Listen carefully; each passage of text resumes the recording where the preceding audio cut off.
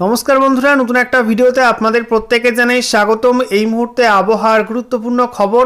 হঠাৎ এই ঠান্ডার মধ্যেই বঙ্গোপসাগরে তৈরি হলো নতুন সিস্টেম।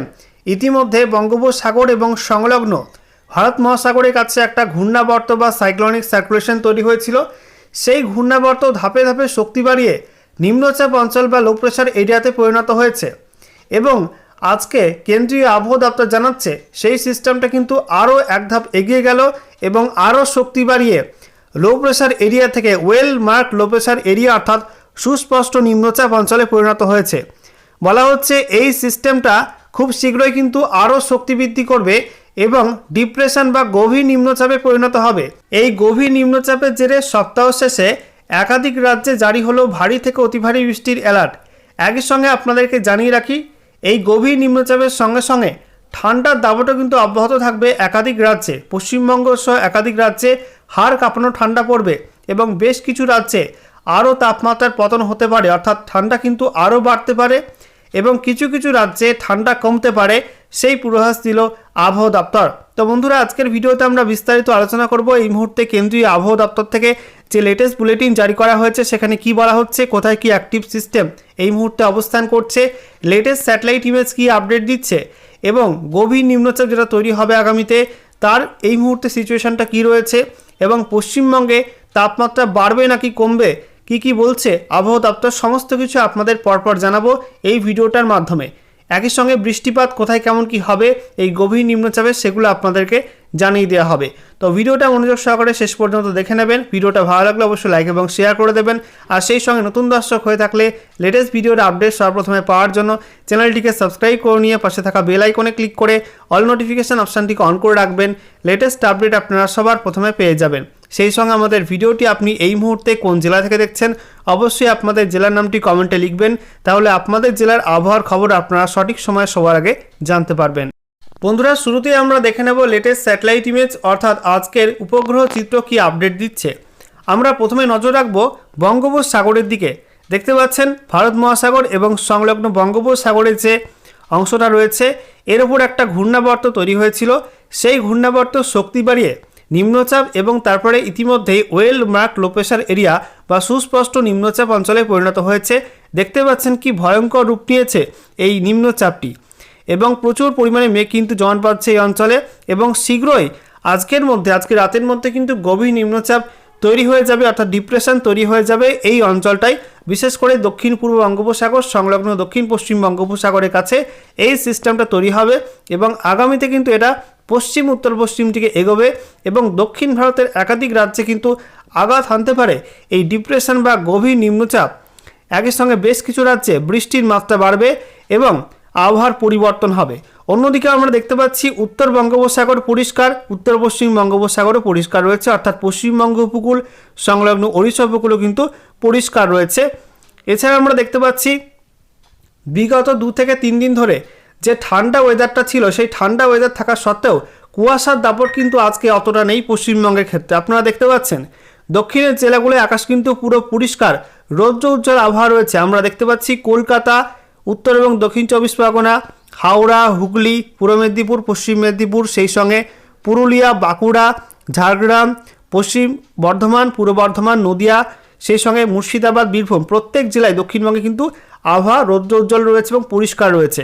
অন্যদিকে আমরা দেখতে পাচ্ছি উত্তরের দিকে কিছুটা মেঘলা মেঘলা এবং কুয়াশা রয়েছে মালদার সাইডে, সেই সঙ্গে দক্ষিণ দিনাজপুরে আকাশ মোটের উপর পরিষ্কার, মালদার পূর্ব দিকে আকাশ পরিষ্কার রয়েছে। অন্যদিকে আমরা দেখতে পাচ্ছি উত্তর দিনাজপুরে আংশিক মেঘলা মতো রয়েছে কুয়াশার কারণে, তবে উত্তরে ওপরের 5 জেলায় কিন্তু আকাশ মোটের উপর পরিষ্কার। দার্জিলিং, কালিম্পং, জলপাইগুড়ি, আলিপুরদুয়ার, কোচবিহারে পরিষ্কার আকাশ রয়েছে, তবে দার্জিলিং এবং কালিম্পংয়ে কিছু স্থানে হালকা হালকা মেঘ ঢুকছে সিকিম থেকে। এছাড়া বন্ধুরা এই মুহূর্তে আমরা দেখতে পাচ্ছি উত্তর পূর্ব ভারতে একাধিক রাজ্যে কিন্তু আকাশ পরিষ্কার, শুধুমাত্র অরুণাচল প্রদেশ এবং সেই সঙ্গে উত্তর পূর্ব আসামের উপরে কিছুটা মেঘ রয়েছে, ভারী মেঘ বলা চলে। তবে আমরা দেখতে পাচ্ছি ত্রিপুরাতে এই মুহূর্তে আকাশ পরিষ্কার।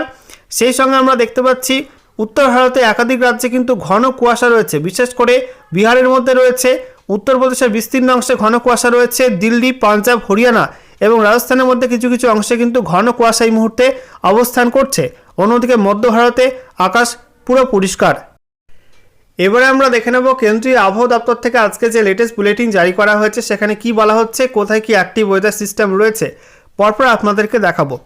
তো বলা হচ্ছে well mark low pressure area অর্থাৎ সুস্পষ্ট নিম্নচাপ অঞ্চল এই মুহূর্তে অবস্থান করছে দক্ষিণ পূর্ব বঙ্গোপসাগর সংলগ্ন পূর্ব ভারত মহাসাগরের কাছে এটা অবস্থান করছে এবং বলা হচ্ছে এর সঙ্গে যুক্ত সাইক্লোনিক সার্কুলেশন বা ঘূর্ণাবর্ত সমুদ্রপৃষ্ঠ থেকে 5.8 কিলোমিটার পর্যন্ত উচ্চতায় অবস্থান করছে এবং বলা হচ্ছে এটা আস্তে আস্তে পশ্চিম উত্তর পশ্চিম দিকে সরবে এবং ঘনীভূত হয়ে ডিপ্রেশন বা গভীর নিম্নচাপে পরিণত হবে দক্ষিণ পূর্ব বঙ্গোপসাগর সংলগ্ন অঞ্চলে, ঠিক আছে, আগামী 6 ঘন্টার মধ্যে। এরপরে এটা আরও পশ্চিম উত্তর পশ্চিম দিকে সরবে এবং দক্ষিণ পশ্চিম বঙ্গোপসাগরের দিকে যাবে পরবর্তী 48 ঘন্টার মধ্যে, অর্থাৎ আগামী 2 দিনের মধ্যে। এছাড়া বলা হচ্ছে একটা সাবট্রপিক্যাল ওয়েস্টার্লি জেট স্টিম রয়েছে যেটার গতি 125 নটস এবং এটা উত্তর পশ্চিম ভারতের ওপরে সমুদ্রপৃষ্ঠ থেকে 12.6 কিলোমিটার পর্যন্ত উচ্চতায় অবস্থান করছে। অন্যদিকে বলা হচ্ছে আরও একটা ঘূর্ণাবর্ত রয়েছে পূর্ব মধ্য আরব সাগর এবং সংলগ্ন লাক্ষাদ্বীপের কাছে একটা ঘূর্ণাবর্ত বা সাইক্লোনিক সার্কুলেশন রয়েছে, এটা সমুদ্রপৃষ্ঠ থেকে 3.1 কিলোমিটার পর্যন্ত উচ্চতায় অবস্থান করছে। এছাড়া বলা হচ্ছে আরও একটা ঘূর্ণাবর্ত রয়েছে কোমোরিন এরিয়া এবং সংলগ্ন অঞ্চলে সমুদ্রপৃষ্ঠ থেকে 0.9 কিলোমিটার পর্যন্ত উচ্চতায়। এছাড়া বলা হচ্ছে আরও একটা ঘূর্ণাবর্ত রয়েছে অর্থাৎ সাইক্লোনিক সার্কুলেশন রয়েছে ত্রিপুরা এবং সংলগ্ন অঞ্চলের ওপরে, এটা সমুদ্রপৃষ্ঠ থেকে 1.5 কিলোমিটার পর্যন্ত উচ্চতায় অবস্থান করছে। এছাড়া একটা পশ্চিমী ঝঞ্ঝা অর্থাৎ WD অবস্থান করছে ঘূর্ণাবর্ত রূপে, যেটা পাকিস্তানের উত্তর সাইড এবং সংলগ্ন অঞ্চলে অবস্থান করছে সমুদ্রপৃষ্ঠ থেকে 5.8 কিলোমিটার পর্যন্ত উচ্চতায়। তবে এই সিস্টেমটা দুর্বল হয়ে পড়েছে। এবারে আমরা দেখে নেব নতুন করে কি কি ওয়েদার ওয়ার্নিং জারি করলো IMD। তো বলা হচ্ছে আগামী দিনগুলিতে তামিলনাড়ুতে, কেরালা এবং মাহের ওপরে বৃষ্টি বাড়বে। বলা হচ্ছে বিক্ষিপ্তভাবে বৃষ্টিপাত হবে, কোথাও কোথাও হালকা মাঝারি, কোথাও কোথাও ভারী, এবার কোথাও কোথাও কিন্তু অতি ভারী বৃষ্টি হবে। বিশেষ করে বলা হচ্ছে 9 থেকে 11 জানুয়ারি সপ্তাহান্তে তামিলনাড়ু, কেরালা এবং মাহের ওপরে ভারী বৃষ্টির সম্ভাবনা রয়েছে। 9 এবং 10 জানুয়ারি বলা হয়েছে বিক্ষিপ্তভাবে ভারী বৃষ্টিপাত হবে, কোথাও কোথাও কিন্তু ভারী থেকে অতি ভারী বৃষ্টিপাত হতে পারে এই সমস্ত অঞ্চলগুলির মধ্যে। একই সঙ্গে বলা হয়েছে আগামী 10 জানুয়ারি কেরল এবং মাহের ওপরে বিক্ষিপ্তভাবে ভারী বৃষ্টিপাতের সম্ভাবনা রয়েছে। এছাড়া আমরা দেখতে পাচ্ছি শীতের ক্ষেত্রে কিন্তু একাধিক রাজ্যে পরিবর্তন আসবে, বিশেষ করে উত্তর পশ্চিম ভারতে আগামী 24 ঘন্টার মধ্যে 2 থেকে 3 ডিগ্রি সেলসিয়াস তাপমাত্রা কমে যাবে, অর্থাৎ পাঞ্জাব, হরিয়ানা, চণ্ডীগড়, দিল্লি এই অঞ্চলে কিন্তু প্রবল ঠান্ডা পড়বে। যেহেতু উত্তর পশ্চিম ভারতের কাছে পশ্চিমী ঝঞ্ঝাটা সরে গেছে, তাই ঠান্ডাটা কিন্তু এবার জাঁকিয়ে বসবে ওই অঞ্চলগুলিতে এবং তারপরে পরবর্তী 4 দিনে আর কোনো পরিবর্তন হবে না, অর্থাৎ ঠান্ডা কিন্তু একই রকম থাকবে, কোনো পরিবর্তন হবে না। অন্যদিকে বলা হচ্ছে মধ্য ভারতে আগামী 2 দিনে তাপমাত্রা বাড়বে 2 থেকে 3 ডিগ্রি সেলসিয়াস পর্যন্ত তাপমাত্রা বাড়তে পারে এবং তার পরবর্তী 3 দিনে তাপমাত্রার আর কোনো পরিবর্তন হবে না, অর্থাৎ মধ্য ভারতে কিন্তু কিছুটা তাপমাত্রা বাড়বে, অর্থাৎ ঠান্ডা কিছুটা কমতে পারে মধ্য ভারতের ক্ষেত্রে, অর্থাৎ মধ্যপ্রদেশ, ছত্তিশগড়, বিদর্ভ এই অঞ্চলটায়। এছাড়া বলা হচ্ছে ইস্টার্ন ইন্ডিয়াতে অর্থাৎ পূর্ব ভারতে কিন্তু আগামী 3 দিনে সর্বনিম্ন তাপমাত্রায় কোনো পরিবর্তন হবে না, অর্থাৎ একই রকম ঠান্ডা পশ্চিমবঙ্গ, বিহার, ঝাড়খণ্ড, ওড়িশা এই অঞ্চলটাই থাকবে। একই সঙ্গে পরবর্তী 2 দিনে 2 ডিগ্রি তাপমাত্রা বাড়তে পারে, অর্থাৎ 3 দিন পর কিন্তু আবার কিছুটা তাপমাত্রা বাড়বে, অর্থাৎ ঠান্ডা কিছুটা কমতে পারে পূর্ব ভারতে পরবর্তী 2 দিনে। এছাড়া বলা হচ্ছে মহারাষ্ট্রে আগামী 3 দিনে 2 থেকে 3 ডিগ্রি তাপমাত্রা বাড়বে। এছাড়া বলা হচ্ছে গুজরাট স্টেটে আগামী 3 দিনে তাপমাত্রা সর্বনিম্ন তাপমাত্রা খুব একটা পরিবর্তন হবে না, তার পরবর্তী 3 দিনে 2 থেকে 3 ডিগ্রি সেলসিয়াস তাপমাত্রা বাড়তে পারে। এছাড়া বলা হচ্ছে দেশের বাকি অংশে সর্বনিম্ন তাপমাত্রা কোনো পরিবর্তন হবে না, একই রকম ঠান্ডা বজায় থাকবে, একই রকম আবহাওয়া বজায় থাকবে। এবারে ম্যাপ থেকে আপনাদেরকে দেখাবো কোন কোন অঞ্চলের জন্য নতুন করে কি কি ওয়েদার ওয়ার্নিং জারি করলো কেন্দ্রীয় আবহাওয়া দপ্তর। তো বলা হচ্ছে আজকের বাকি সময়টাই পশ্চিমবঙ্গের উত্তরের জেলাগুলোয় বিক্ষিপ্ত ঘন কুয়াশা থাকবে। একই সঙ্গে উত্তর পূর্ব ভারতের প্রত্যেক রাজ্যে কিন্তু বিক্ষিপ্তভাবে ঘন কুয়াশা থাকবে। বিহারে ঘন কুয়াশার সম্ভাবনা রয়েছে বিক্ষিপ্তভাবে। সেই সঙ্গে বলা হয়েছে ঝাড়খণ্ডে, গাঙ্গেয় পশ্চিমবঙ্গের কিছু কিছু অংশ, সেই সঙ্গে পশ্চিমাঞ্চলের জেলাগুলো আর ওড়িশার মধ্যে কিছু কিছু অংশে কিন্তু দিনের বেলা প্রচণ্ড ঠান্ডা থাকবে, অর্থাৎ কোল্ডের হলুদ সতর্কবার্তা দেওয়া হয়েছে। এরপরে আমরা দেখতে পাচ্ছি আগামীকাল 8ই জানুয়ারি পশ্চিমবঙ্গের উত্তরের জেলাগুলোয় ঘন কুয়াশায় হলুদ সতর্কবার্তা দেওয়া হয়েছে। উত্তর পূর্ব ভারতের মধ্যে অরুণাচল প্রদেশ বাদে বাকি প্রত্যেক রাজ্যে বিক্ষিপ্তভাবে ঘন কুয়াশার হলুদ সতর্কবার্তা দেওয়া হয়েছে। এদিকে বলা হচ্ছে বিহারে বিক্ষিপ্তভাবে ঘন কুয়াশার হলুদ সতর্কবার্তা। একই সঙ্গে ঝাড়খণ্ডে কোনো ওয়ার্নিং নেই, তবে গাঙ্গেয় পশ্চিমবঙ্গে এবং ওড়িশার মধ্যে কোল্ড এর ওয়ার্নিং দেওয়া হয়েছে, অর্থাৎ দিনের বেলা তাপমাত্রা কিন্তু স্বাভাবিকের থেকে অনেকটা নিচে থাকবে, ঠান্ডা কিন্তু ভালো মতো অনুভূত হবে দিনের বেলাতেও। এরপর আমরা দেখে নেব 9 জানুয়ারি আপডেটটা। 9 জানুয়ারি পশ্চিমবঙ্গ, পার্শ্ববর্তী ঝাড়খণ্ড এবং ওড়িশার মধ্যে কিন্তু কোনো ওয়ার্নিং নেই, তবে আসাম, মেঘালয়, ত্রিপুরা, মণিপুর, মিজোরাম, নাগাল্যান্ডে ঘন কুয়াশায় হলুদ সতর্কবার্তা দেওয়া হয়েছে বিক্ষিপ্তভাবে। বিহারের মধ্যে ঘন কুয়াশায় হলুদ সতর্কবার্তা দেওয়া হয়েছে।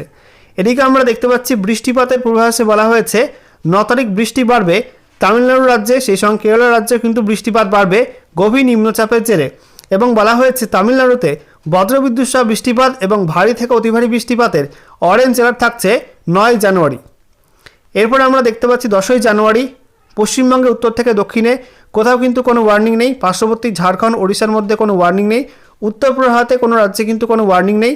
শুধুমাত্র বিহারে বিক্ষিপ্ত ঘন কুয়াশার হলুদ সতর্কবার্তা দেওয়া হয়েছে। আর তামিলনাড়ুতে ভারী থেকে অতি ভারী বৃষ্টি এবং বজ্রবিদ্যুৎ সহ বৃষ্টিপাতের অরেঞ্জ অ্যালার্ট জারি করা হয়েছে।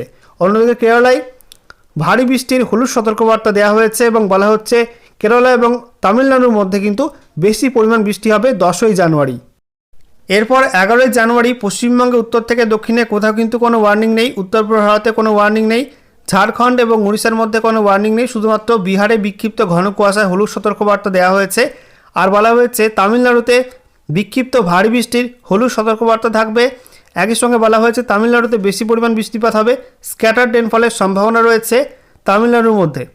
আর কেরালাতে বৃষ্টিপাতের সম্ভাবনা একটু কম, অন্ধ্রপ্রদেশে বৃষ্টিপাতের সম্ভাবনা কম রয়েছে। এরপর 12ই জানুয়ারি আমরা দেখতে পাচ্ছি পশ্চিমবঙ্গ সহ উত্তর পূর্ব ভারতের কোনো রাজ্যে কিন্তু কোনো ওয়ার্নিং নেই। শুধুমাত্র বিহারে বিক্ষিপ্ত ঘন কুয়াশার হলুদ সতর্কবার্তা দেওয়া হয়েছে এবং দক্ষিণ ভারতের মধ্যে কিন্তু কোনো রাজ্যে কোনো ওয়ার্নিং থাকছে না। শুধুমাত্র কেরালায় সামান্য বৃষ্টি হবে, লাক্ষাদ্বীপে একটু বেশি বৃষ্টি হবে এবং তামিলনাড়ুর মধ্যে কিন্তু একটু বেশি পরিমাণ বৃষ্টিপাত হবে 12ই জানুয়ারি।